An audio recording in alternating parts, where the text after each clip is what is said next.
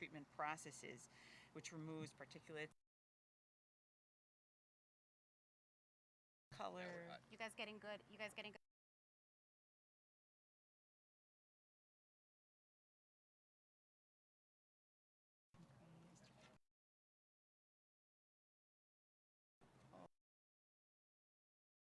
Do you need something to drink? I have another Gatorade.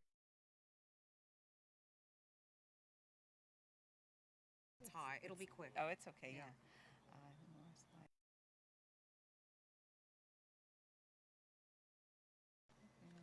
Additional chemical electric solutions meet system demands while also meeting EPA driven quickly, immediately, quickly, immediately.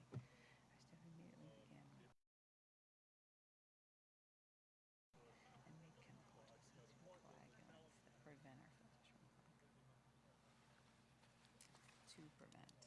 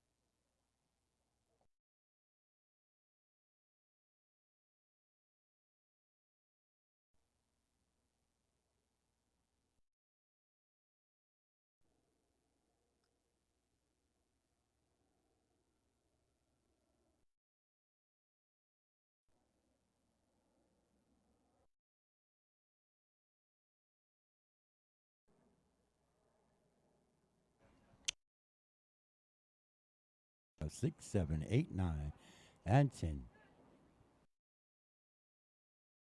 That was a great test.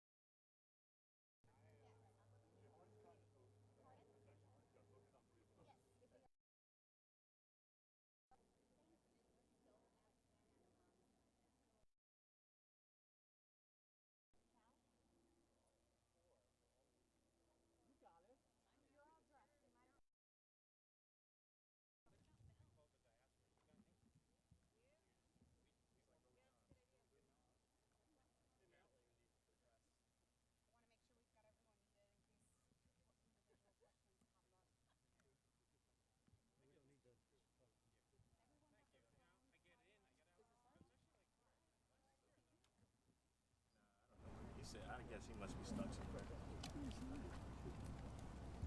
How much closer do we need them for the shot? Probably from here to about, I think we might have to squeeze in just a little So we more. got the mic that he's using back there, but I'm not getting that mic up there. I had it a couple of minutes ago. I heard Colonel a couple of minutes ago. Might just squeeze in behind here. Yeah. Come on back. Okay.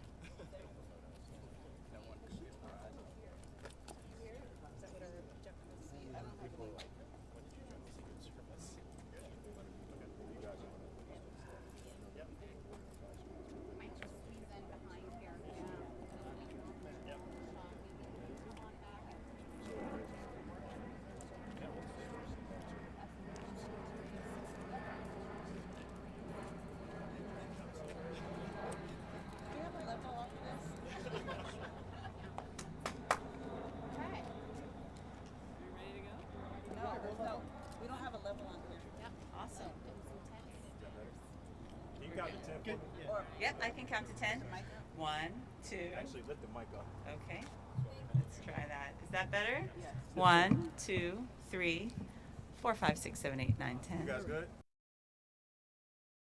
Yep. I think we're okay. Okay. Well, good morning, everyone. Thank you for being here and happy Independence Day.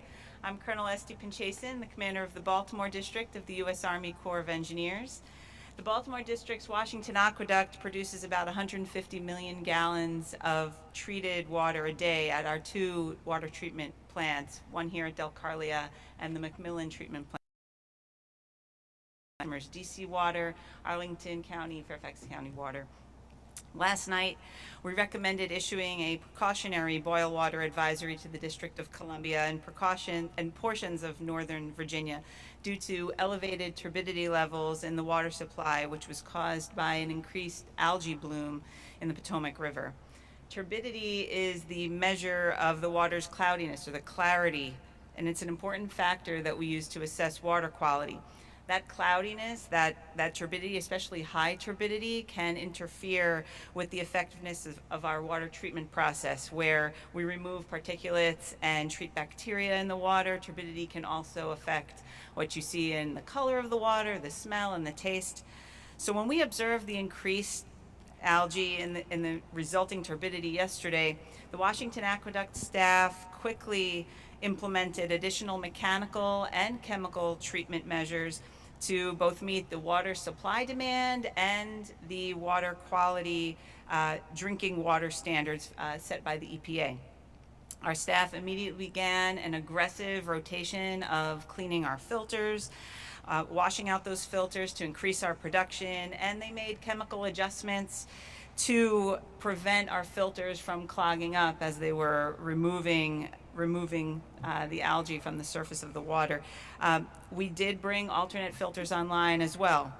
Our progress, though, was bolstered by the EPA's quick authorization to add copper sulfate and sodium permanganate to combat the algae in our Del Carlia treatment plants, sedimentation ponds, and reservoirs. And even though we shifted our production over to our McMillan plant for output, the boil water alert was a prudent precaution to ensure public safety and readiness. Our top priority was to ensure that we had firefighting capability, especially here, 4th of July weekend here in DC. The Washington Aqueduct team closely monitored the turbidity in our filters as the chemical treatment worked its way through the system. And we stayed in constant communication with our stakeholders, our wholesale customers, the EPA, and our city local agencies. And the measures we took were very effective and produced extremely favorable results. The finished water, meaning the water that we are distributing out to our systems and to our customers, to the people, never fell out of compliance with the EPA's safe drinking water standards. Now, unlike previous boil water alerts, where those were only lifted after 2 days of consecutive days in compliance, in this case, we never fell out of compliance, which is what we were concerned would happen. So out of an abundance of caution, we ensured that all measures were in place and that communications to the public went out early, so that if the turbidity did ever hit that high level, we would have everything ready to go. The reservoir replenishing process has worked. All our levels are now back up within normal ranges, and the treatment and production of water is going very well. We also determined that this particular algae was a green algae that poses no threat to public health. So this morning, in coordination with our stakeholders, with our customers, and the EPA, we recommended lifting the boil water alert. I'd like to thank our partners in the EPA, the DC government, DC Water, Fairfax, Arlington Water Utilities, for their immediate response. Excellent teamwork, quick response, great collaboration, and I'm incredibly proud of our team here at the Washington Aqueduct. They have a tremendous work ethic. They pour themselves into their job every single day, and I know I speak for all of us here at Baltimore District and the Aqueduct that we really appreciate the collaboration with our sister utilities and our partners here on the Potomac. So with that, I wish you all a very happy 4th of July. Stay hydrated, and opening to any questions, so thank you. Yes, ma'am. So it seems like it was more of a precaution, but can you explain how the advisory was able to be lifted so quickly? We were able to lift the advisory so quickly because as we monitored the water that we were putting out, the water that we put out never fell out of tolerance, out of compliance with the EPA's safe drinking water standards. When you have those boil water alerts before, you are out of compliance, and then you have to bring the water back into compliance, continue to test and sample, and after you have 2 consecutive days of compliance, then you lift the boil water alert. Here, you never fell out of compliance. The water that went into the distribution system was always in compliance and safe. Yes, sir. Algae bloom obviously is a problem in a lot of places. Can you sort of describe the way that algae bloom, are things floating in the water in a reservoir pond, and is the goal to keep them moving, keep the water moving? Can you talk a little bit about that? When we have the algae bloom in our sedimentation ponds, that's where we're trying to have all the larger particulates and everything settle out. The algae bloom this year, and talking to our teammates that have been here at the Aqueduct and serving in the utility world for 45 and 50 years, they've never seen anything this large before. We're very thankful for WSSC, our partners up the river, that shared their experience and shared how they handled it as well. So we're going to continue to keep that partnership going so we can all share these experiences. But we would like to have everything settle and be out, the larger things out, before we put it through our filtration, and then hopefully finish the water in a safe way. Yes, sir? An algae bloom like this, with the water being low and the temperatures of the water being really high, and you having said this was an unprecedented kind of event, is this something that is symptomatic or evidence of a changing climate here? And what is the procedure going forward to dealing with this if it may be happening more and more? We definitely know that the algae blooms occur when the water gets warmer, and this is a seasonal thing that occurs. Everyone, this collective team, is monitoring this. I know we do have the right team of experts backed up with the entire folks, a scientific community behind them looking at this. I wouldn't mind if anyone wants to step forward to maybe share any thoughts. Rudy, Mel? I think together we're going to approach this as a community. It's not just going to be us standing alone. The entire utility industry, all our partners are looking at this and monitoring it closely, and definitely looking at the impacts of climate change that it has on algae blooms in the future. Follow up. There was a spike in water levels over the weekend up at Brunswick or Point of Rocks or whatever, from a thunderstorm in the area that raised. You mean water levels in their reservoirs? No, in the river itself. Looking at the stream gauge for the river, so there was a spike there. What is different about the turbidity that comes from storm surge or storm flooding coming down the river versus the algae itself? Why do the flocculants for the storm surge not work as well in the algae? Well, first of all, I think the seasonal algae is always sort of in the water. Right? In this case, when you have a thunderstorm burst, thunderstorm coming down, when there was a lot of rainfall coming in, it sort of acted like a flushing. It's sort of like, right? So it's flushing through the system. It's actually pushing that algae downstream more rapidly. But that doesn't mean it doesn't exist. I mean, it's there. It just now is speeding up, getting to like a broom. exactly. Just got a quick question. When it comes to the last time that you guys had a boil water advisory in place, can you tell us when that a little bit about the testing that you had to do for 2 days, but when was that, and can you tell me about how this was different? I know you said that because it didn't fall within that EPA threshold, it didn't require the 2 days. I've been here for 3 years, and this is the first one that we've had with the Washington Aqueduct, but I know the other utility companies have had them for different reasons, not necessarily because of algae. When we had a water main break and there could have been a loss of pressure, they've had to. Boil water alerts don't just happen when there's algae blooms. There are lots of factors that can contribute to that. If there was ever a risk that the water would be falling below the safe drinking water standards, we would then make sure that we sample and test and have those 2 consecutive days. That's kind of the policy moving forward. I got you. Follow up, just can you tell me about the timeline when you guys were notified, when you guys were made aware, and then this morning, I think it was around 7:30 that you lifted the boil water advisory? So we started monitoring, well, we know seasonally, we're always monitoring the algae bloom, knowing that it's coming. And we began taking measures to mitigate it. We increased our regular treatment of our coagulants that we have in the water. And when we saw that that wasn't working because it was such a high concentration, such a large bloom, we needed to take additional measures. So we reached out immediately to the EPA. EPA was very responsive. They authorized us right away to use the copper sulfate additive, and that allowed it to work through the system over several hours. But here you're balancing the water supply requirements as well as the turbidity requirements, or the safe drinking water requirements. So in that, we were making sure that while that was all taking place, we knew that there could be a point where we would have to issue a boil water alert.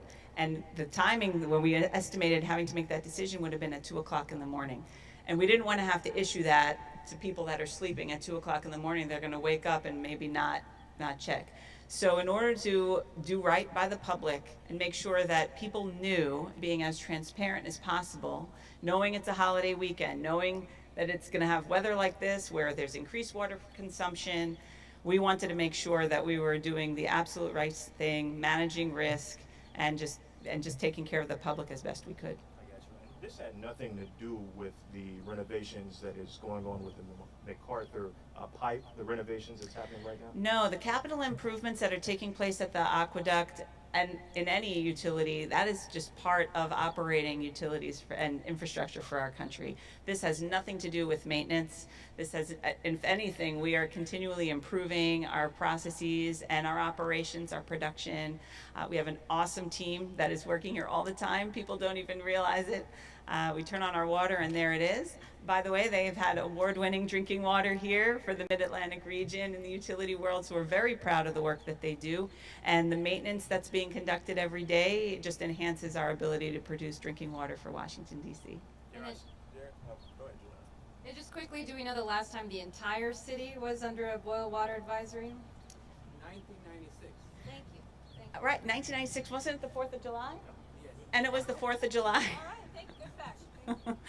Do you know the conditions that caused that by any chance in '96? What was the condition? The condition is the alarm that we fixed to control turbidity was low, and so that caused turbidity. And once it went into the system outside the standard, we had to declare boil water.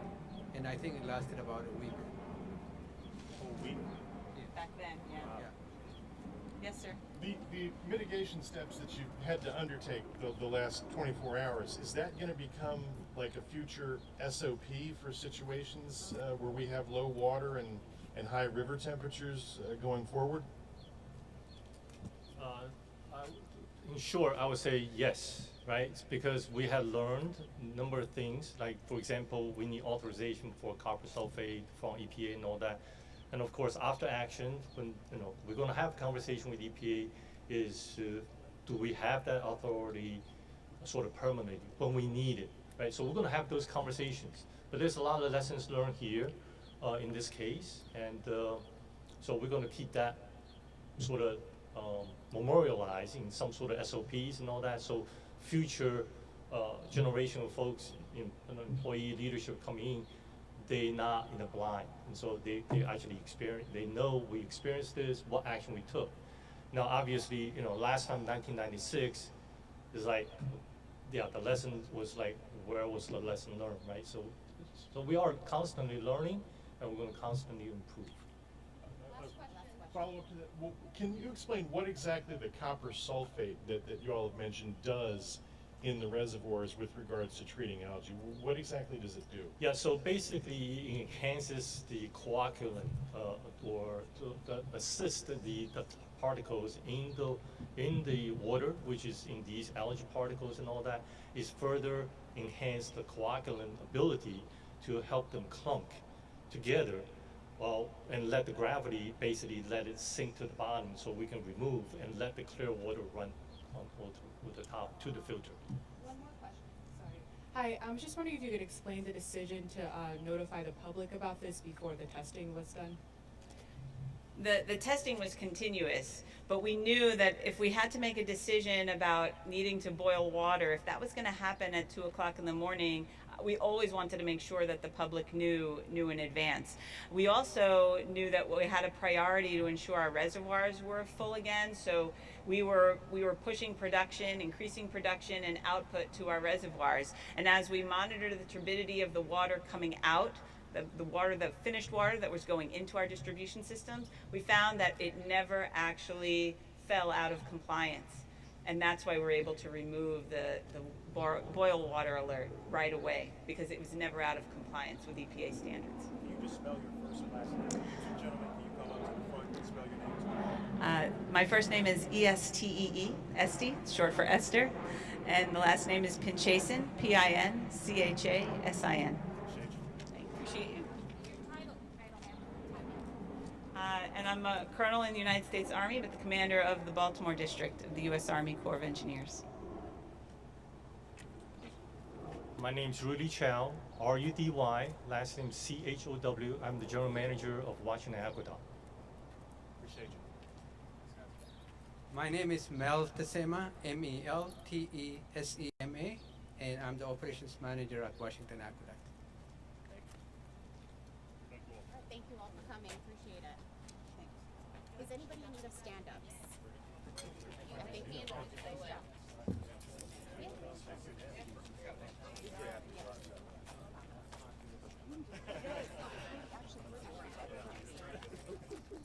Nice to meet you in person.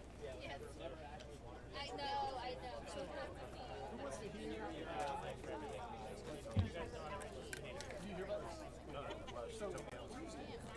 Green algae.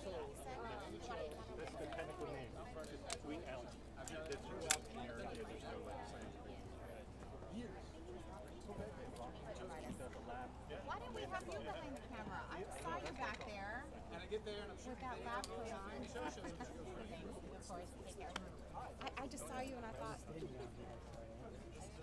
okay. That's all right. That's all right. It always lends credibility, right? I mean, I'll put him back there. There are other people that put these.